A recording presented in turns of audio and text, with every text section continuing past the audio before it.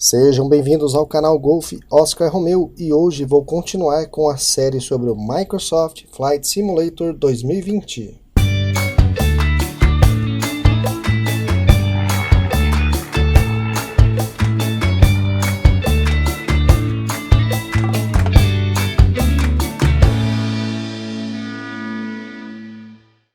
No release de hoje, a Microsoft disponibilizou mais um vídeo da série Discovery, com o tema aerodinâmica. Tivemos novas informações sobre o SDK. Ainda nos estágios iniciais, o plano é fornecer uma versão inicial do SDK para a comunidade de desenvolvedores antes do final do ano. Inicialmente, o SDK oferecerá a capacidade de criar aviões, cenários e missões personalizadas. O sistema de feedback foi adiado por uma semana para ficar alinhado com o cronograma. Quem foi ao evento em Londres no X019 ou Xbox 2019 teve a oportunidade de poder testar a última versão do Microsoft Flight Simulator 2020.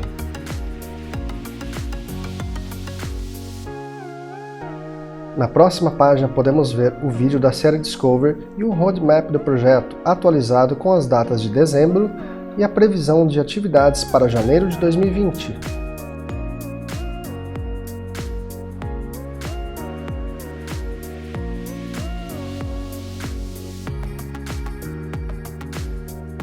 O vídeo da série Discovery sobre aerodinâmica esclarece uma dúvida de muitas pessoas sobre a pista ser plana ou não. Podemos ver no aeroporto de Courchevel a inclinação da pista e a perfeição do cenário.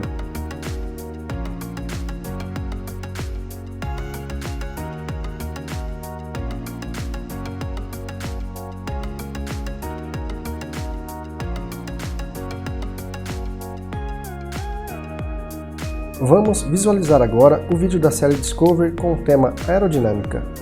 Para melhor visualizar esse vídeo, recomendo que você habilite a legenda do sistema do YouTube.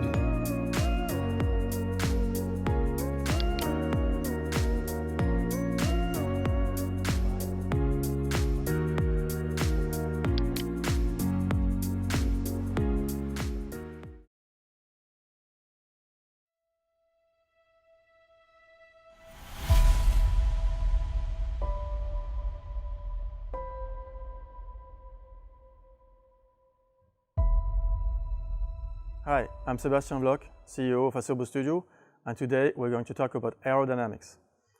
When we started working on Microsoft Flight Simulator, we first studied all the code that has been written on Flight Simulator X. There's been many years of work on all the code base, and the code base of the simulation of the aerodynamics was pretty huge. I will cover 5 areas of improvements that we made to the Flight Simulator aerodynamics and physics. First, we made improvements to the core simulation engine. Second, we made improvements to the actual simulations of the different systems of the aircraft. Then the biggest area we reworked was the aerodynamics. We reworked the aerodynamics simulation from scratch in the simulator. I'm going to go over the details of how the aerodynamics simulation now works. One big area that we reworked was the weather system. The biggest interaction of the aircraft is with the air. It's the air that makes the aircraft fly. And so we reworked how the air was simulated in the world. We're creating a full simulation of the airflow over the planet. And I'm going to explain how the airflow interacts with the world, the environment, and also with the weather.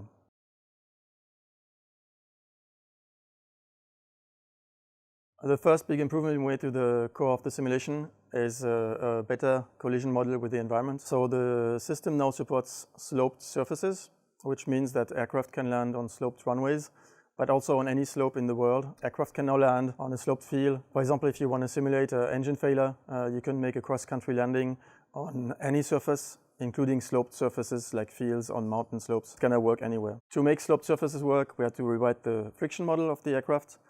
So tires are now correctly simulated with dynamic friction, static friction.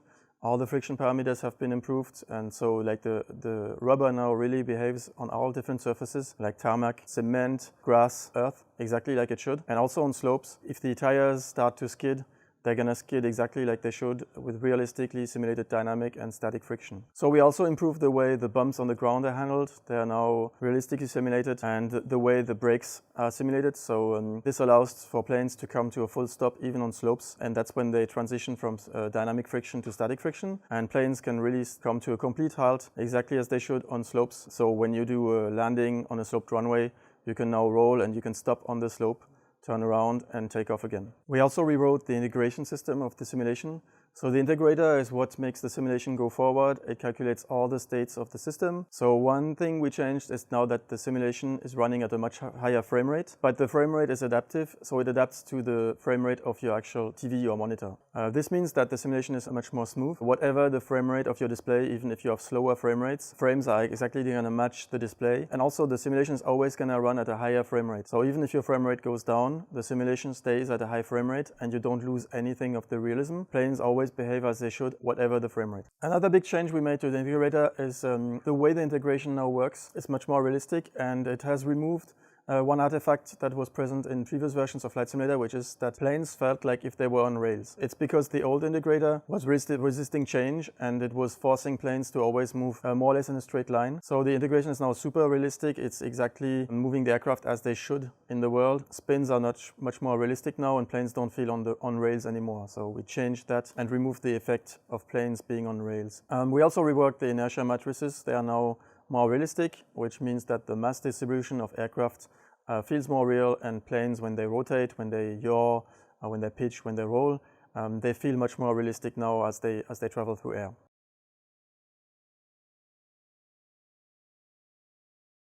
So we also made improvements to systems in the simulation other than aerodynamics. We improved the load factor simulation, which also improved the way the ball, the turn coordinator, is simulated. It's now much more realistic, which means that when you fly asymmetric, which means that if your aircraft skids a little, the ball is moving to the side exactly as it should. And you can now control with the rudder your flight and make it symmetric using the ball much more easily, because it reacts much more realistically than before. And so we have now specific fuel consumption, which is realistic per altitude level and which is matching the actual POH of the aircraft. We improved the way flaps can be set in the files, which allows to have more control.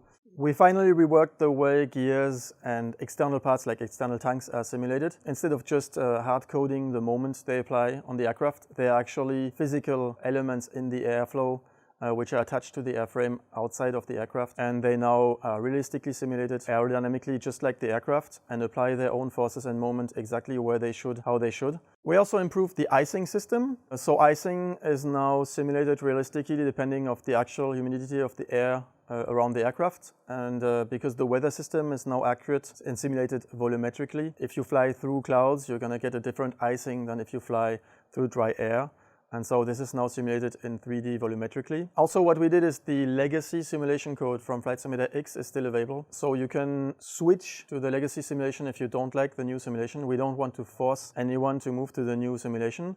So all aircrafts have been reviewed with professional pilots who have many hours flying these aircrafts, or test pilots from the manufacturers. So we've gone over the aircrafts which were already matching POH when we presented them, but to make sure they actually are controlled exactly like they should, there's many parameters that we set that are not actually present in POH, such as how fast the aircraft is going to roll when you move the yoke to the left, for example, depending on your airspeed. This is data that is not always available, but that professional pilots feel. They know how agile the plane is at what speed. And so these are parameters that we set with them, and we reviewed the whole aircraft to make, for example, stalls as they should be, or if an aircraft can spin or not, or the way basically they behave so that they don't just match performance parameters from the POH, but actually feel as the real aircraft when you fly them in real life.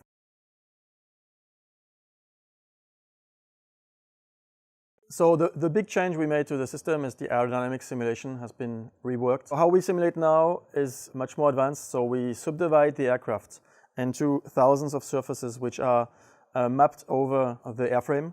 So for example, over the wings, over the fuselage, over the wheels, over the tail. There's thousands of little surfaces which are placed exactly where they should over the geometry of the aircraft.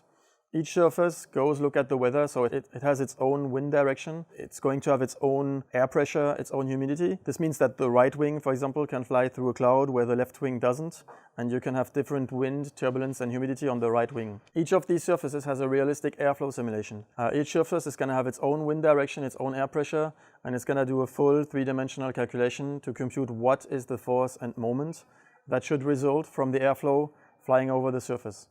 This simulation includes the airflow, speed and detachment and orientation. It will realistically simulate stall. The stall is when the airflow is actually bent too far by the surface and the airflow cannot stay attached to the air surface anymore. So this is now simulated surface by surface, which means that we can have a left wing stalling, especially because of the weather and the full realistic simulation of each surface in the world. But each surface will also deflect the airflow. The airflow is going to be impacted, and surfaces which are behind are going to get a different airflow because the airflow was impacted by the surfaces in front. So this, for example, is going to allow more aerobatics. So for example, the airflow is coming from the propeller and is hitting the tail. And that's how you can, for example, enter into a flat spin or some of the figures. So for example, when you can do an inverted spin, that's because the propeller hits the tail. And this is now realistically simulated.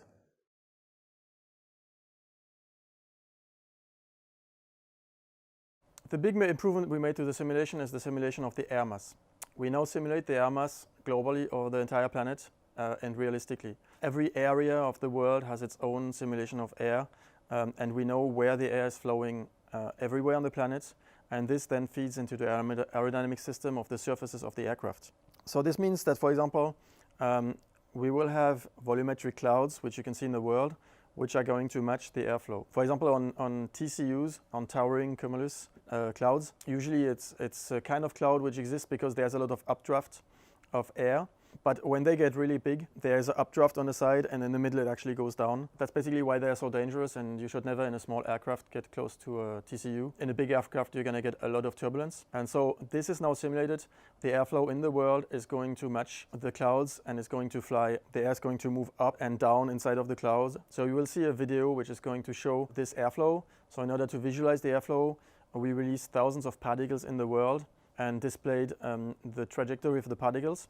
They just do exactly the same calculations than the aircraft in the world.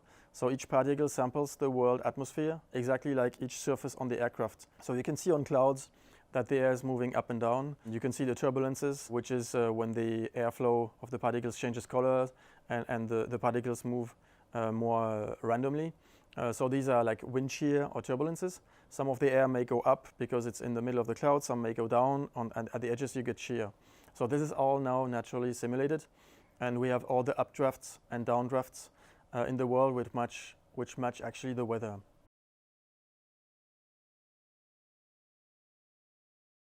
So this air mass simulation also works with the world shape, like the shape of the world, which can depend on buildings, hills, forests, mountains, valleys.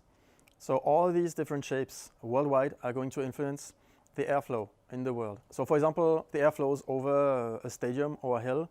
It's going to create updraft, so the wind is going to flow up. And on the other side, usually it goes back down, but in a turbulent way, right? It has to go back down, but it's gonna be creating a lot of rolling turbulences. So you can imagine when you fly over this air with the aircraft, if the aircraft is flying slow, if it's a small aircraft, it's going to get all these rolling moments, it's going to get the up and down draft, and you're going to feel all these bumps. So on the video you're going to see there's, for example, wind flowing over mountains, and it naturally creates turbulences. On the other side, in the valleys where the currents come together, they collide, and it creates these turbulences you can see in the middle of the valley. You can see the up and down draft. And you can see how the slope of the wind is actually very, very steep, right? It goes along the slope. So this is it for the improvements on the aerodynamics, on the physics. So we improved the core simulation, we improved many of the simulated systems, we reworked the aerodynamic simulation with the surface-based system, and we reworked the simulation of the airflow in the world. All these changes come together to create a much more realistic simulation of the aircraft. Aircrafts are now simulated realistically to the performance data that is available. They fly exactly to the real-world performance, but they also feel exactly like real aircraft. They they turn, they behave when you move this yoke exactly like a real aircraft, and they fly through the world. They fly through the air, exactly like a real aircraft flies through the air in the real world, being impacted by clouds, by mountains, by buildings, by the shape of the world, right? I hope you enjoyed the details I gave about the simulation, about what we changed. Thank you for your time. Please subscribe to the alpha and talk to you soon. Ah, tu pourras le couper ça.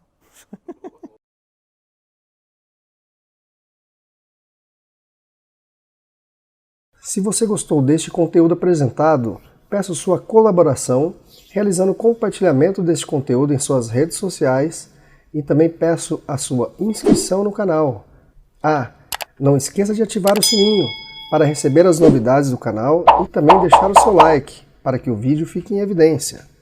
Obrigado e até o próximo vídeo.